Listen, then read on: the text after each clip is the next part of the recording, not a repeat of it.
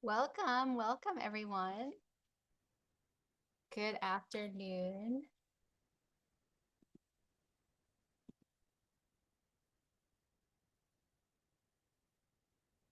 Oh, we've got all the AIs entering. I love that.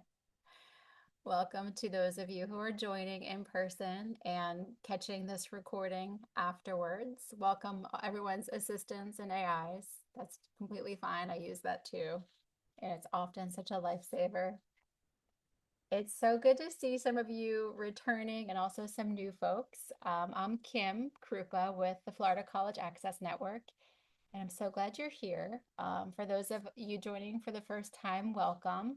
You don't need to have attended session one. We're talking about partnerships today, which is the foundation of all network work and the bane of our existence as well. So, if you can't hear me, my screen goes out, any tech issues at any time, please just shout out, unmute, preferably. Anyone who knows me knows I have a hard time multitasking with the chat box, even though we're using it today. Okay, great, welcome. A few housekeeping notes. We're going to be recording. We're recording right now for the first 60 minutes, and then I can stay on as long as anyone needs for just open Q&A that's not recorded afterwards. I have a few moments where we're going to kind of pause and use the chat today and just keep that chat window open, and I will do my best not to glitch it up. And also feel free to ask questions as we go. We're tending around 15 to 20 folks in our 101 session, so you're more than welcome to just unmute and interrupt. That's kind of our philosophy with these sessions. Unmute and interrupt, please, anytime. You can also use the chat. So before we go any further, if you could just pop into the chat your name, the county you represent, or the region you represent, and the LCAN you're with today, or the aspiring LCAN that you might want to be with. So whatever organization you're comfortable naming, that would be wonderful. I feel like I know most of you, but this is also for the benefit of all of us on the call, so we can all link hands and be representing our state collectively. Thank you all so much. So just name, region, and LCAN or aspiring LCAN. So still just submitting, folks. If you see me pause, um, that's good news because that just means someone else is coming into our session. So let's talk about what we're going to cover today. I just sent the quick snapshot of this slide actually out to everybody as just a reminder. Hey, I know it's the week before Thanksgiving. Some folks are checking out probably within the next couple hours and maybe even checking out early. So thank you for making the time. I know it is the busiest time to get anything done. So your being here is very much appreciated. So we're gonna just start with reconnecting and just hearing what partnership challenges are top of mind for you right now.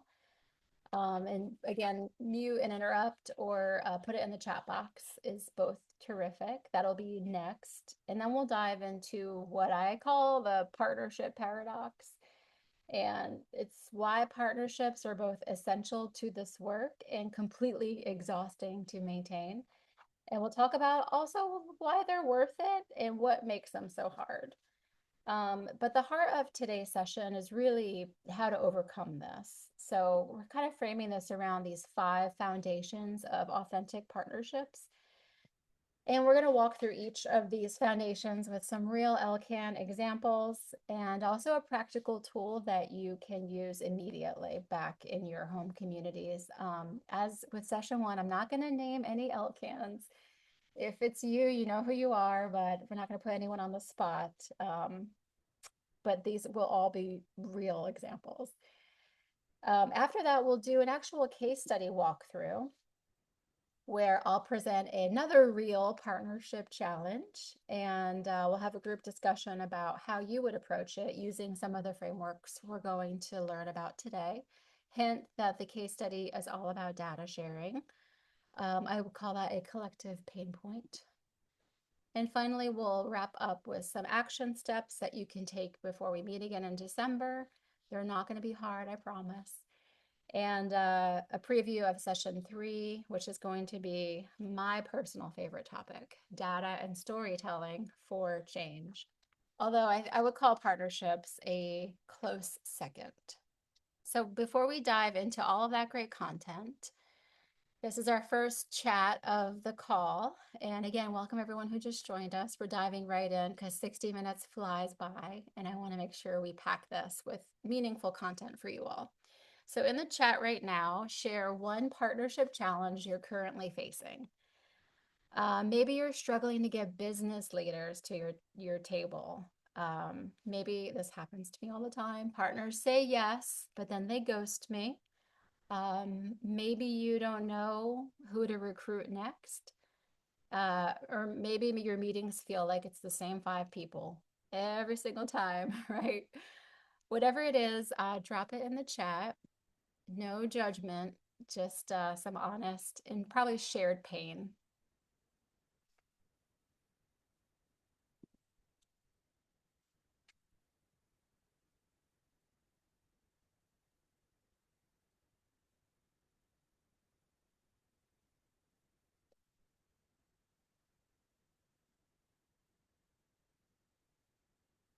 Who's going to be our first one? It's a very deep question. Daisy, I see you talking, but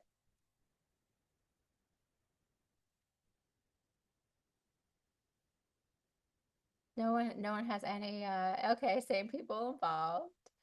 Here we go. It takes you a while to type and have it show up. I will learn to be more patient. Yep. These are some of the challenges we're tackling today. Thank you for some of you fast typers getting that in. Um, keep these in mind as we go through the 5 frameworks. I think as you're thinking about your problem and how the foundations might apply to your specific challenge, we can circle back to some of these at the end. Um, great. We'll keep them coming.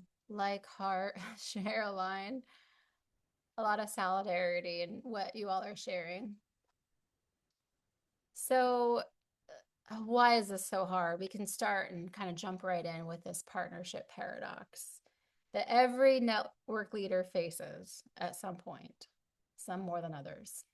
On the one hand, we know that systems level change requires partnerships, right? When we covered a lot of this in session 1, you cannot, and we all kind of repeated that we cannot shift college going rates, post secondary attainment rates, completion rates for an entire county. And many of you have multiple counties working alone. No single organization has that power. And the research is like crystal clear on this. The FSG researchers who coined the term collective impact in 2011 analyzed 50 years of social change efforts, and they found that the most successful initiatives share one thing. They bring all these different sectors together around a common agenda. So partnerships in our space of network and alignment and cross-sector collaboration are the work, and they're not optional. But on the other hand, they're completely exhausting. They take time that often we don't have. They require endless patience. They move at the speed of trust, which is glacial. And you have to manage egos, competing priorities, that churn and burn. They have a new leader, there's a new principal, a new district superintendent. One of our LCANs has had 8 superintendents in 9 years. People who will say they'll do something and then they don't. So I've been there. I've spent hours coordinating a meeting only to have 3 people show up, and they came for the coffee. I've watched partners, make a commitment to a strategy and then kind of disappear when it's time to execute. It's frustrating, and it's messy. But, and there's a but coming, why bother? And the alternative is equally frustrating. The alternative is that you're going to get stuck and you're going to hit a ceiling. Here's my favorite children's book. Um, if you try to do this work alone, you will eventually run out of steam. You'll serve those 50 students brilliantly in your program, but you won't change the trajectory for the 5,000 students in your county.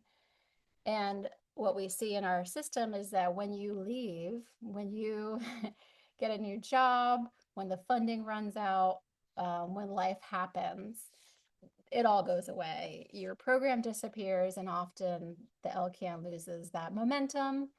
So partnerships are how we move from, my program to our system. And from activities that maybe you can count on your hands to outcomes that you can see in your community report card. And so we call that from coordination to collective impact. But not all partnerships are created equal, and that's kind of what we're here to learn today is how do you start?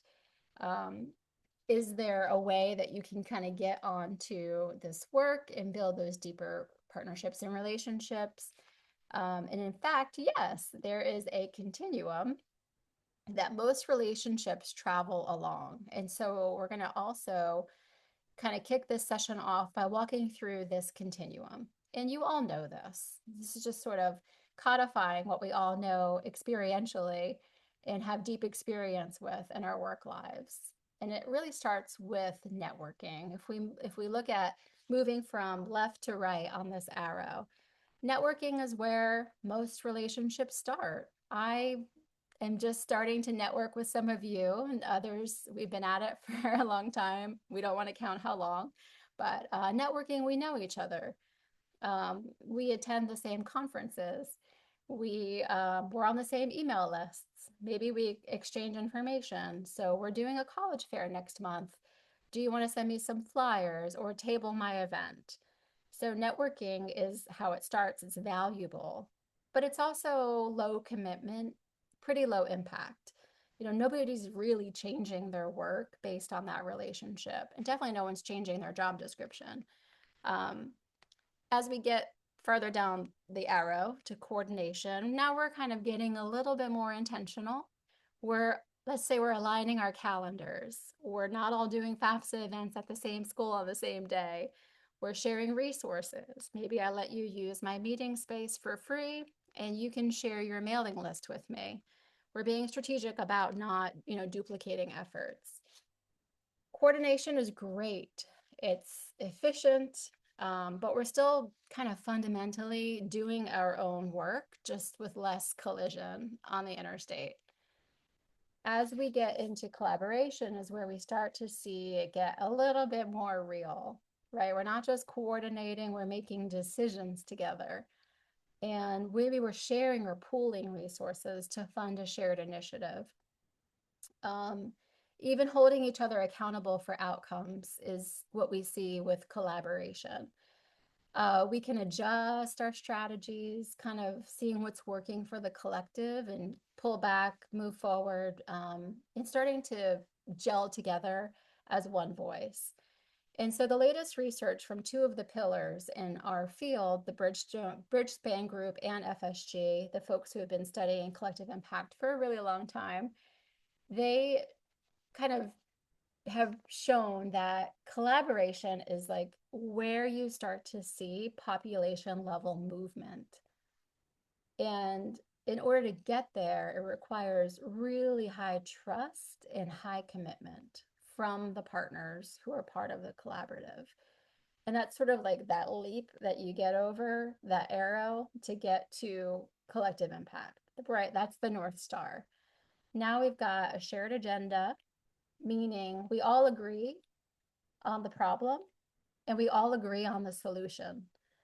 We've got shared measurement. So we're tracking the same outcomes, using the same data at the same time. And we've got some mutually reinforcing activities. What does that mean? It means that my work strengthens your work and vice versa. And then communication. Another joy, right? Constant and continuous communication. And that's not just quarterly meetings, but really ongoing dialogue with the folks who are in your collaborative. And undergirding all of it is that backbone support. So someone whose job it is to hold all of this together. And for us, that container is the local college access network. And this is what the most successful LCANs in Florida have built over 5, 10 more years. And you don't jump from networking over to collective impact overnight. There's no way to leapfrog through this. It's a journey. Most partnerships get stuck somewhere between coordination and collaboration. And it's often because they skip that foundational work. They want the impact and kind of skipped over the infrastructure. So today I wanted to show you all the 5 foundations that kind of help you move along this continuum from what we could call transactional relationships to more transformational partnerships. Um, so that is our continuum. I'm very curious to see where you all would park yourselves. Um, and if you're willing to share that, either chat or unmute at any time. Um, and we're going to dive into those 5 fundamentals, but I kind of wanted to also share some newer insight about what makes partnerships work and kind of what the research is telling us. So some of you know this from the last LCAN 101 I did, but in 2020, the Collective Impact Forum did this giant publication. They did this meta-analysis of hundreds of cross-sector partnerships that they studied for 10 years. And they wanted to answer one question: what predicts whether a partnership lasts? And they looked at everything. They looked at money, that was number 1. Staff capacity and talent, that was number 2. Data systems, kind of like what are you measuring, how you're measuring it. Leadership, tenure, governance structures, you name it. And here's what they found. Anyone want to guess what the number 1 predictor of whether a partnership lasts is? I would have guessed money, personally.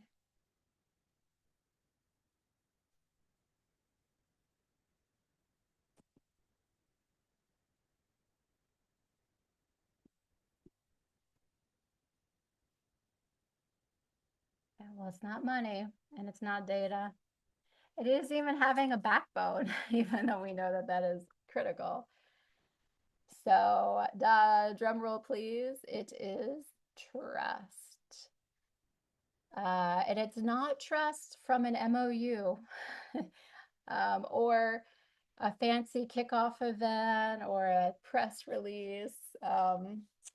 It's really from showing up consistently over time and doing what you say you're going to do, which is what I tell my teenagers every day of their life. It sounds so simple, but think about how many partnerships violate this. You schedule a meeting and you might cancel it at the last minute. Guilty. I promise to share something with you, maybe data, and then I never follow up. I ask partners to contribute something to me, a resource, and then I make decisions without them.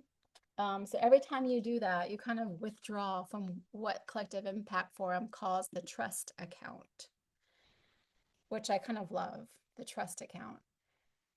So the research also identifies why partnerships fail. And I have this parked on the left side of our slide. Partnerships fail, and I'm sure if we were all in the room together, we would be like having fun calling out some answers about why partnerships fail. But what we see in the research is that there's no mutual value. So one party is extracting, they're asking for your time, your resources, your participation, but they're not offering anything in return, right? So your LCAN, you're calling people to the table, but what are people getting as a result? And so that's not partnership, it's sort of volunteerism. And volunteerism, what happens to volunteers? They burn out. Partnerships fail when the research is calling it friction. So if engaging with your work requires driving an hour for a 2-hour meeting with no clear purpose, you didn't set out an agenda, there's no purpose and results and outcomes from that meeting, people will stop coming. The third thing that they found is that everyone at the table is thinking they're solving a different problem. And then you spend years kind of talking past each other. You haven't aligned on that shared purpose. And partnerships fail when the people feel used, right?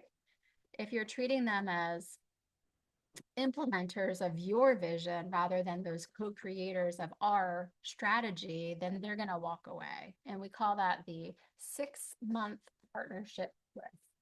So any network starting can probably stand up and snap fingers on this one. You've got about 6 months to prove that this is going to work and be worth people's time. So here's that slide in a nice little dagger in your heart summary. And so flip that coin and look at the other side about, what builds trust, which is really the business that we want to be in. Showing up consistently. It's like everything I learned in kindergarten. Scheduled meetings, agenda, purpose, results, regular commitments, follow through, repeat over and over again. So do what you say you'll do. This is non-negotiable. And if you commit to sharing data by Friday, by Ghana, you're going to share it by Friday, right? If I say I'm going to get out my webinar notes and blog in 7 days, that is like going to be something I need to follow through with. Honor partner knowledge and partner expertise. We invited them to the table because they know something that you don't, and actually listen to them and create space for them to make that contribution. I would say also like designing for that mutual benefit from day one. So you can put yourself in their shoes and say, what's in it for you? If you can't answer that question, maybe an employer that you want to target, well, what's in it for them? Then you're not ready to recruit that partner. So these insights from those researchers are kind of what the 5 foundations we're going to cycle through are built on. So here they are.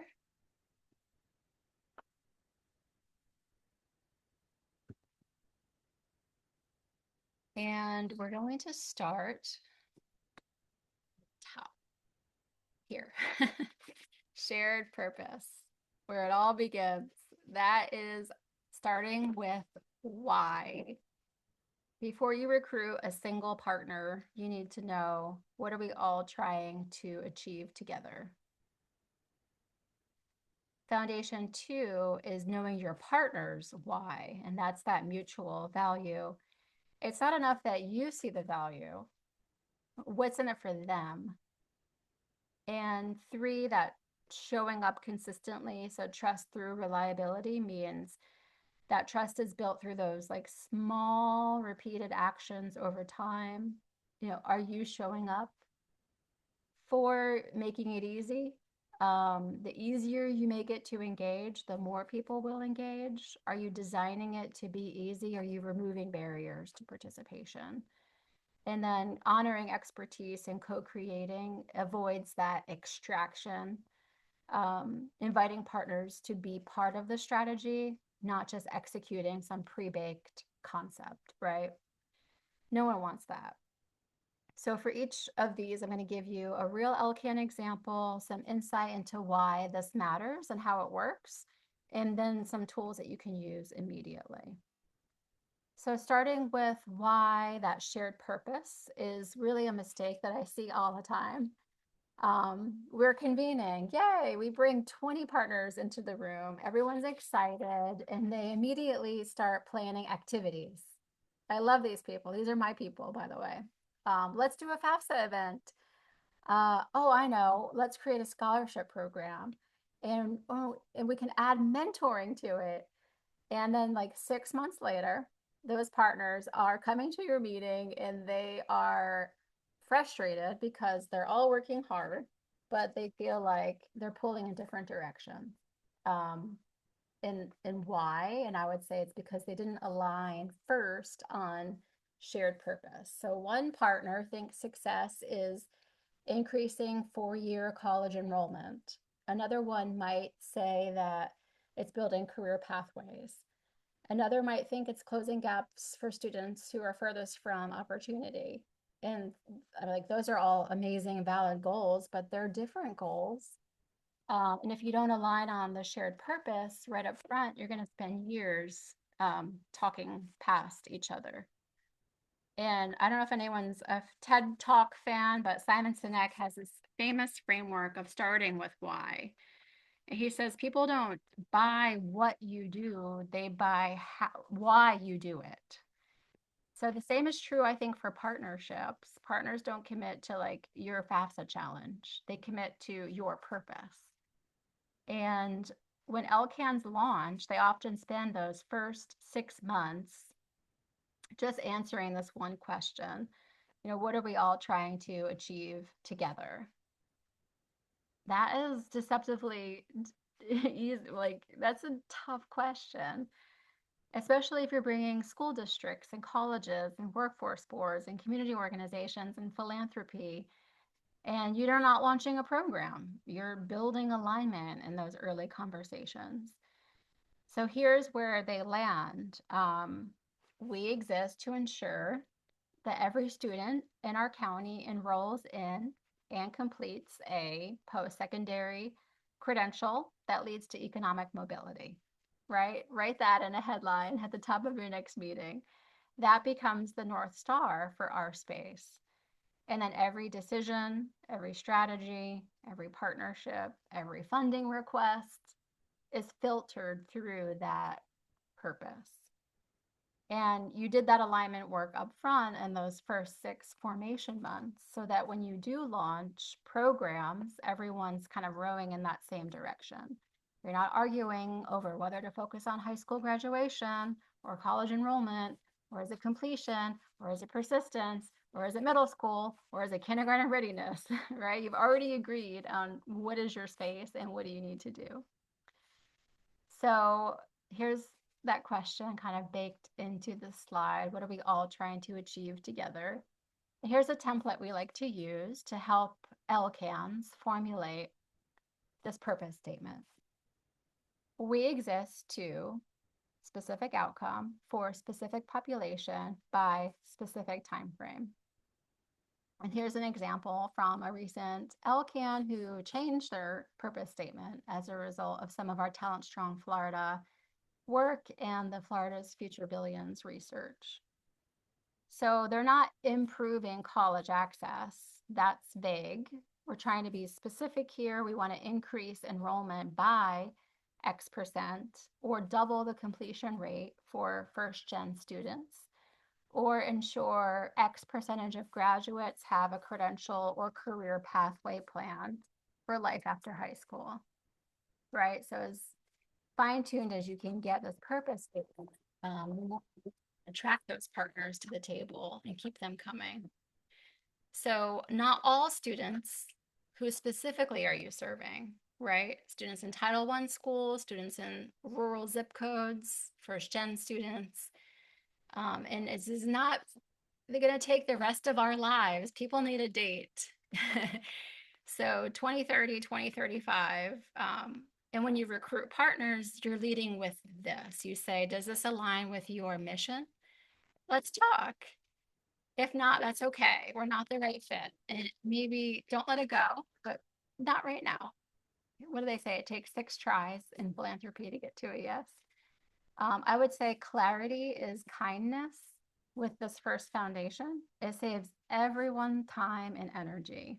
And research shows that partnerships with a clearly articulated purpose are 3 times more likely to exist after 5 years. So, foundation 2, are we ready? Doing a time check, so make sure we have enough time for all of this.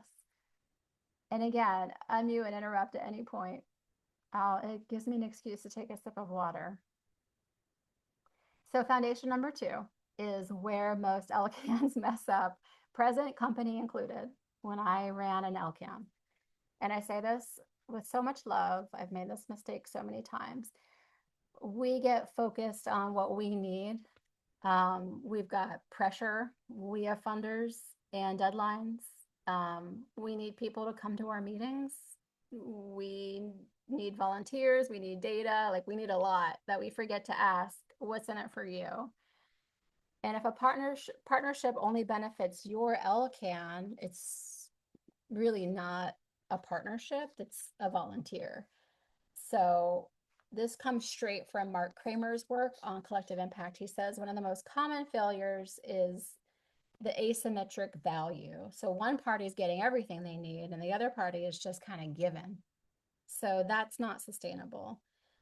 Um, and we see this across our network in a real life LCAN example. An LCAN wants to recruit employers to their table. Notoriously difficult. This is a challenge for a lot of LCANs. Employers are busy.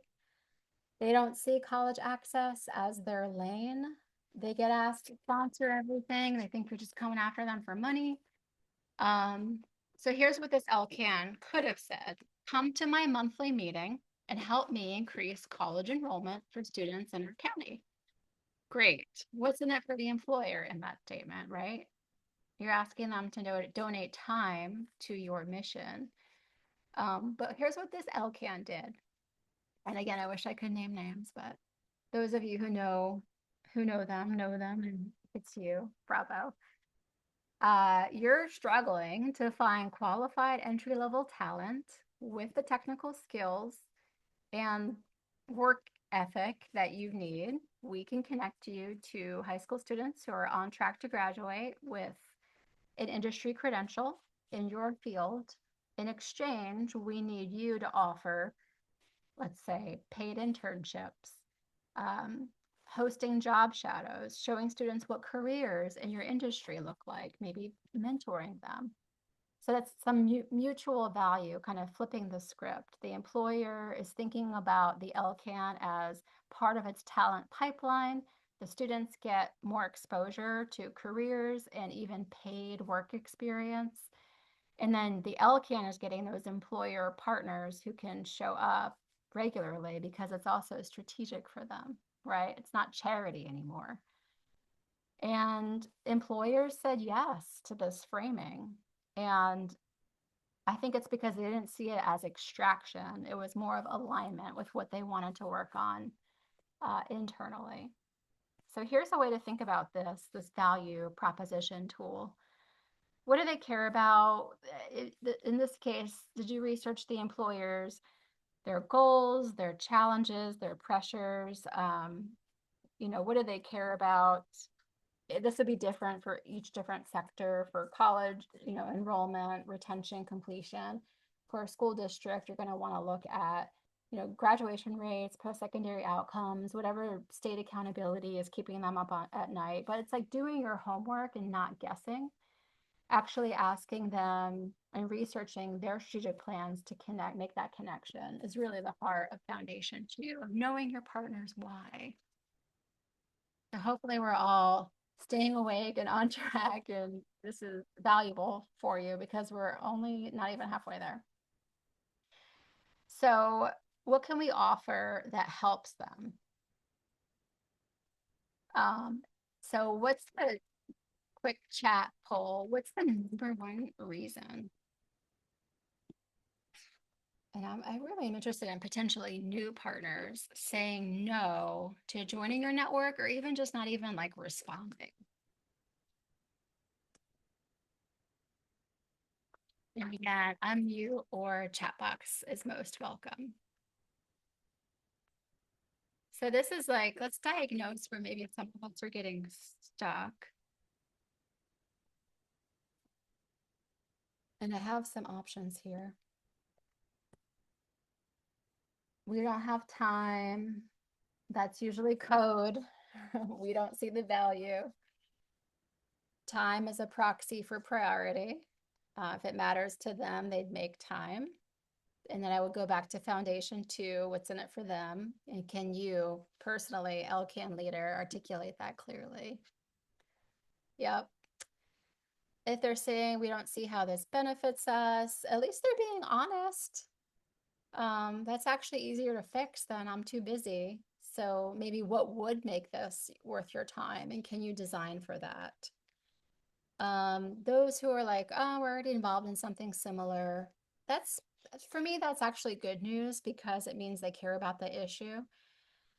And then your job isn't to sell them that it matters. They already know they're doing it. But maybe you can show how joining your local college access network amplifies that work and is not duplicating it. So, right, this is why we need you at our table. Let's coordinate so that we're all more effective together.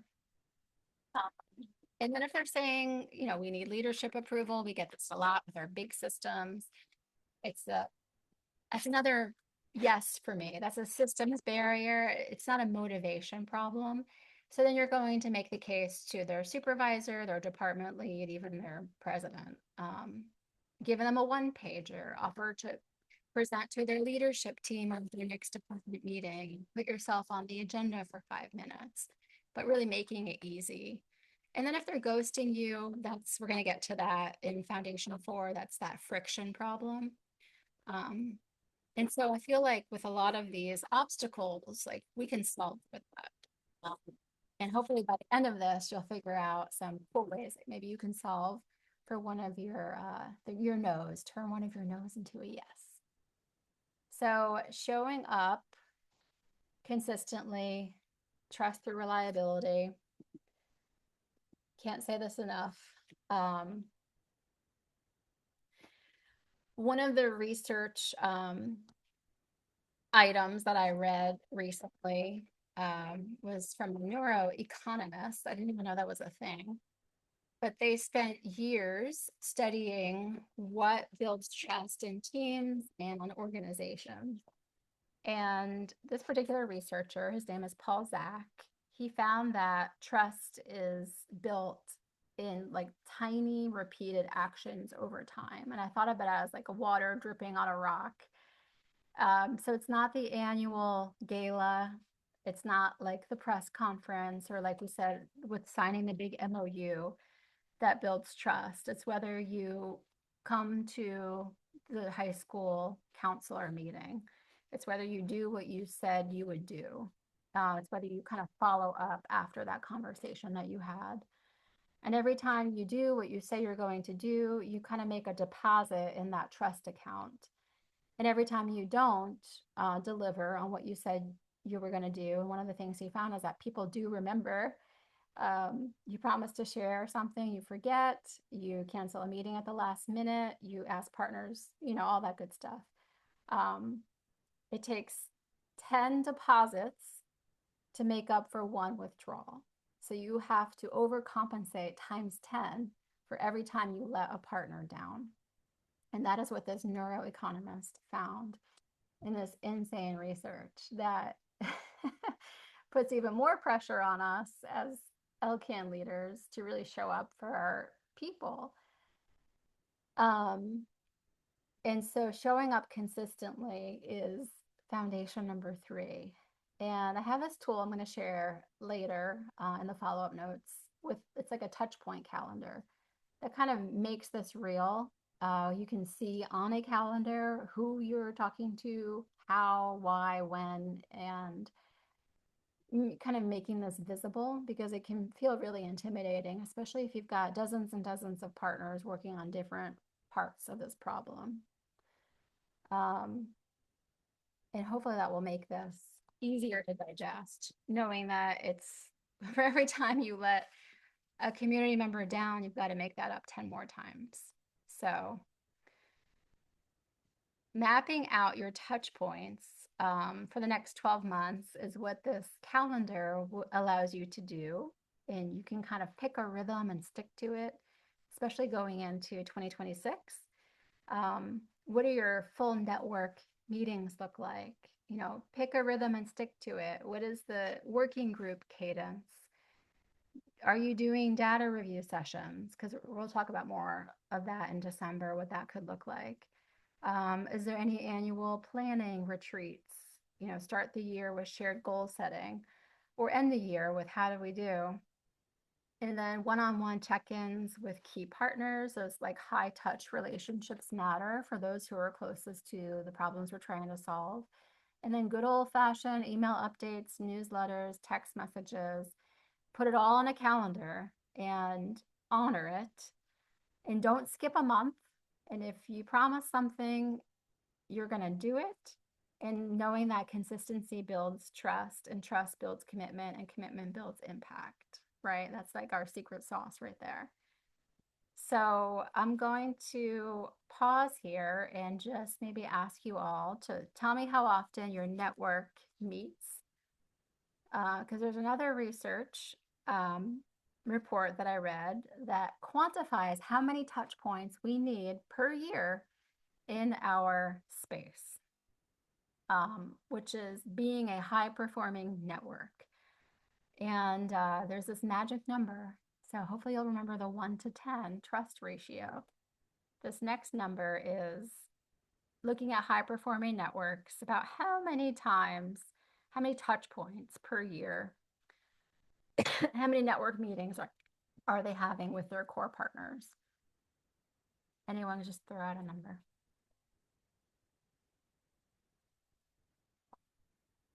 You are not wanting to unmute today.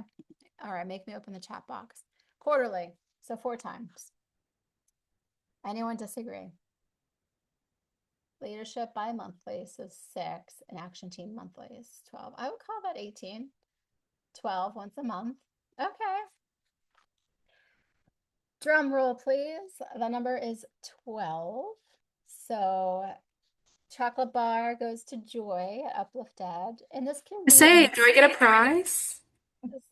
a mix of I did a session at Association of Florida Colleges and I gave them my drink ticket because I was gonna miss the reception, but I'll think about how to reward you later. It could be a mix of meetings, emails, calls, uh, some major result like, oh, we're sharing data, we're working on this project together. It doesn't actually have to be like coming to an agendaed sit down meeting, but it's 12 touch points per year with core partners. And so the key there, though, is that it needs to be consistent. So you can't do all 12 in 1 month. Point of clarification. My engineering son would ask that. That is how his brain works. So we can do this. We can do 12 things in an entire year. And again, I can share any of the source notes with those of you who want to go right to the articles. So for making it easy, this is where the LCAN at backbone admin comes in. This is why we exist. It sounds obvious, but you'd be amazed how many create friction instead of ease. And again, present company included. So I invite you to my LCAN, and here's what I'm asking you to do. I want you to come to my LCAN meeting. It's 2 hours, and it's 45 minutes away from you. No Zoom option. Oh, it's downtown, and parking is an issue. And then in those 2 hours, I'm going to have a 90-minute presentation, and I'm not going to send the agenda or the presentation in advance. And then, oh, when you leave, I'm going to ask you to do homework, which is review my 20-page strategic plan and give me some feedback. Yes. So I've done this, and I don't know if anyone else would admit to it, but that's a lot of friction, and it doesn't work.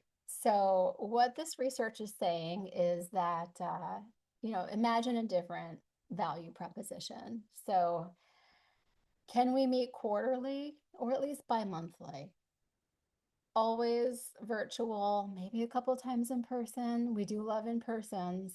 Partners, not so much. Can we shorten it to 60 minutes?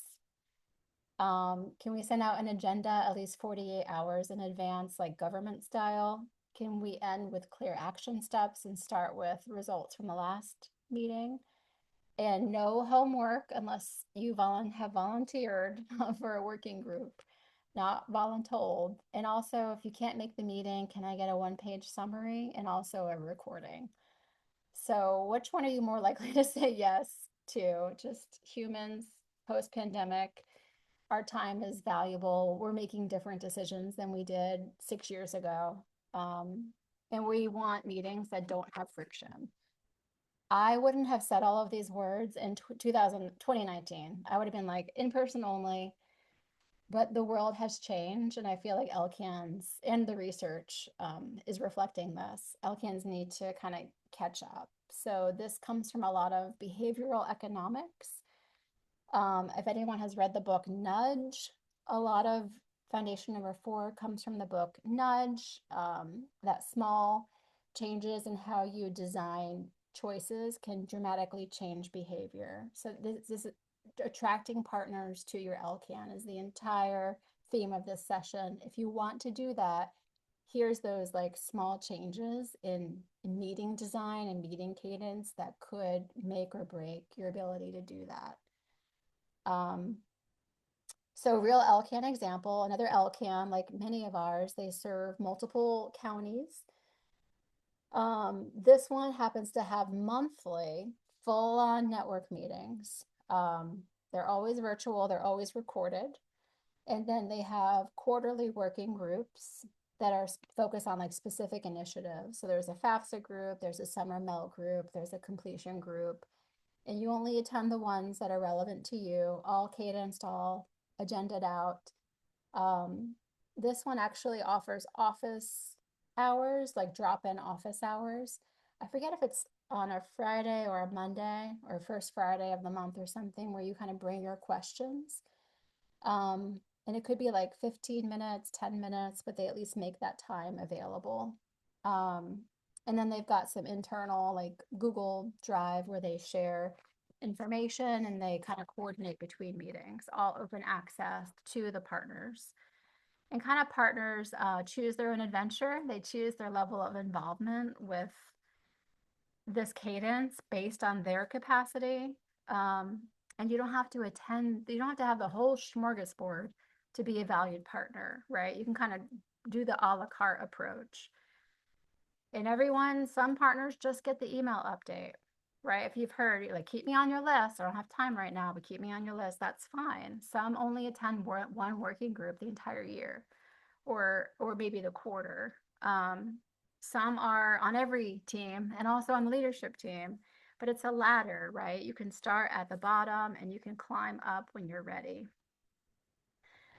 And that is the tool for this foundation.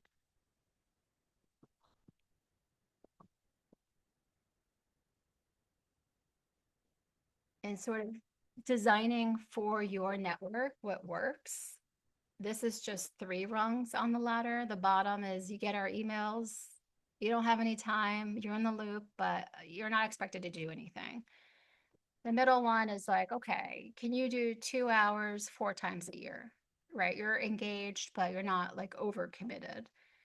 Um, Top rung, leadership team, working groups, active engagement, monthly commitment. Those are your core partners that you turn to and are really helping to drive your strategy. But partners in this framework are saying to you where they're comfortable. You're not forcing everyone to the top of the rung, as I often did on day one, by the way.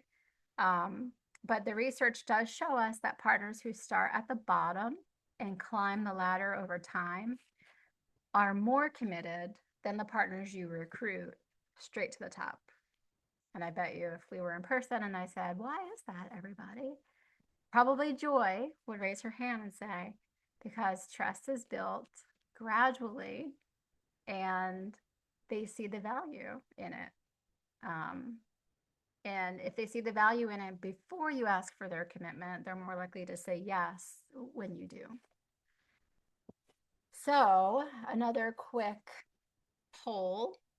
What's the biggest barrier? Oh, I have to skip over this one, but if we were to do a Zoom poll, I bet you could see all the bars pretty quickly. Um, Meetings requiring too much time is one I often hear. Can you shorten it? Does it have to be a whole hour? Again, the virtual options, that engagement ladder. Okay, so I've got one more foundation to get through. Did someone say anything good? Yeah, they don't see results from their involvement.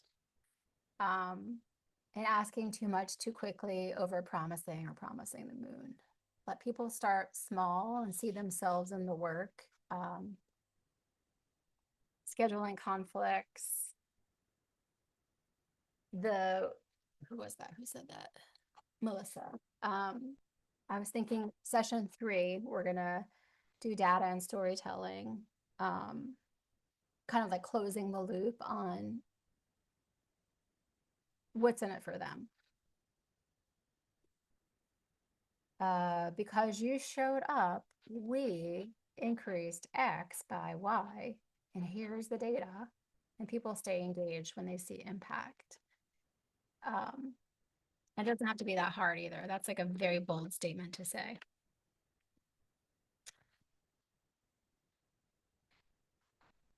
Yes, scheduling conflicts. Not everyone can make a virtual Zoom meeting at 3:30 p.m. on the Thursday before Thanksgiving. Again, I'm guilty of all these things. Okay, one more foundation to go. I love this one. Honoring people's expertise and the idea of not extracting from people. Um, and so if we're looking, if you remember the arrow, this is really the foundation that separates collaboration from collective impact. So because in this framework, we've already decided what the solution is, we're going to launch a summer map campaign. Here's the plan, here's everyone's role, and you're just kind of asking partners to implement it. Um, that's not really collaboration, that's more of like delegation. And people will eventually stop showing up. Maybe they don't feel like they're owning this. Maybe they just feel like fee for service or maybe unpaid help. Um, and so when we're looking at the research for co creation, we're looking at things like asset-based community development, that ABCD model. We're not going to get into the weeds on that, but if you want to learn more about it, you can always ask for some technical assistance support. We've got some great partners doing ABCD across the state, but um, communities are often resistant to solutions that are done to them, but they embrace solutions that they create themselves. And that is like the essence of the ABCD work. And it's the same in our space, the same for partnerships.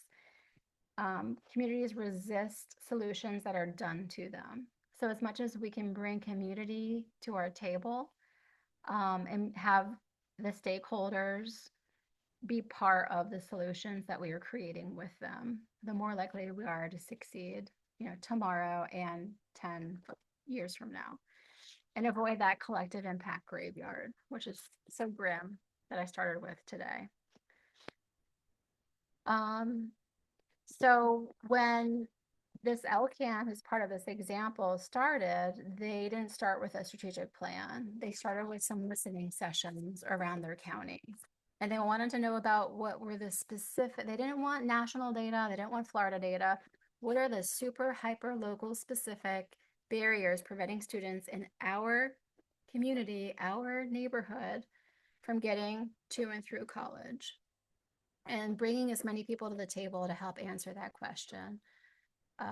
Pastors, trusted community leaders, counselors, advisors, or CBOs, workforce partners, students themselves, families, and just spending those first months listening, collecting impact, collecting input, theming it out. Here's what we heard. What are some solutions we can design?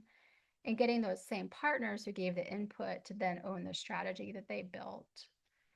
And then when you need partners to implement an idea, they're often able to step up and contribute resources because they were part of it from the beginning. Now, the challenge with this is if you've been around for a long time, and maybe you did that 10 years ago and no one remembers, right? Or everyone's left. And so the partnership design checklist is a way for you to kind of pause and ask these 4 questions. Do we do this with partners or for them? Have we incorporated their feedback and expertise? It's like a good pulse check and temperature check. Even if you've been around for a long time, you can do this at any moment. It's not like we did this 10 years ago and we checked a box, we involved the community. It's really something that's baked into your model. This is something that we've learned in this space. We didn't always weigh community input as much as we do now. And that was really to our detriment. When I first started, we didn't have community members really sitting in our LCAN table. It was all like system leaders and CEOs and all those people who held all the power. But we were really missing like that lived experience. We had no reality check on our team. So this is an opportunity to bring community in to your work and kind of honor them with incorporating their wisdom and their experiences, navigating these systems and all of the barriers that they face, and having that at your table is so valuable. So LCANs are increasingly doing this, and it's all over our FCAN blog, all these stories and even our advocacy fellows. We had over 500 student fellows apply for our advocacy fellowship this year. And I think it's just because everyone's spreading the word across their networks. And we really want to hear these voices. We want to hear from students and learn from them and then design for them and with them in mind. Okay, have I completely exhausted all of you? Here's a quick recap. If you don't remember anything, you can just remember this slide and this partnership wheel, as someone called it, who I showed this to on the FCAN team. Just a quick visual to kind of remember what these foundational pillars are. And quickly, we're not going to have time to go through this, but maybe in the follow-up notes, you can read through how to apply this scenario with this foundation in this scenario. And the scenario is about data sharing. You want to get data from your local state college. They don't want to give it to you. I'm not going to let you read it or spend time reading it, but you're going to be able to look through and see what the college says to you. No, no, no, no, no. And then what you can't do because you can't get this information. And what your LCAN won't be able to achieve because they can't get this information. And then maybe how we could turn the table. So this is where often our partners are coming from when we make a request as the LCAN. They think that you're going to blame and shame. That was my experience trying to get data from the school district. It's more work. They don't trust you. Who the heck are you? What skills do you have, right? Why would I give you this data? I don't know you from anybody. Um, and so kind of going through these 5 foundations and pairing them with these 5 arguments. And then how can we reframe it using the 5 foundations? So here I'm giving you, and again, you'll be able to look through this in the show notes, some talking points from the foundation to make the case that we're not evaluating you. We're trying to help. We're trying to plug gaps and be proactive. And here's what getting this data will allow the LCAN to achieve collectively. If we share the data, it's that if you guys remember, I used to show that if you give a mouse a cookie book, then all these other things will happen. But again, trust. Really, can I trust you that this is an authentic statement? You're going to take my data and accomplish all these things? Maybe we can start small. Maybe I don't need the whole 10-tab Excel spreadsheet. Maybe we just start with one small data point and I build my trust with you by doing something meaningful with that data and not just sitting on it. And can we make it as easy as possible? The data institutional research people often need dictionaries and they really want to know exactly what you need. Let's make this frictionless. And then maybe a little listening. What do you wish you knew? Right? And let's design this together. So I wish we had more time to go through this. I was a terrible agenda planner for today because we literally have run out of all of the time. So there's not a lot of time before our next session. Maybe you could think about a partnership that's stuck and kind of run it through this 5 foundations checklist, and reach out to them using a new approach. And I have some ideas here about maybe reframing your pitch or leading with their value, not yours. So you can take a look at this for some tips and some maybe new approaches that you could take in the next couple weeks. I suggest don't wait till after the holidays. Email or call them now. Maybe they're looking for something meaningful to do, right? Before the rush. There really is no best time because, hey, it's January. Everyone's got a million things to do. It's just never going to be perfect. So I always just say, do it today and then share what happens. What did you try? And maybe we can build on that. So again, slides, recording, and session 2 notes will be in your inbox on Monday. I apologize for having to rush through the end, and I hope this was worth your time. It was so good to see all of you, and I will stop recording and just hang on for anyone who wants to keep chatting or wants any details on this whirlwind session 2. Thank you so much. It was awesome seeing all of you.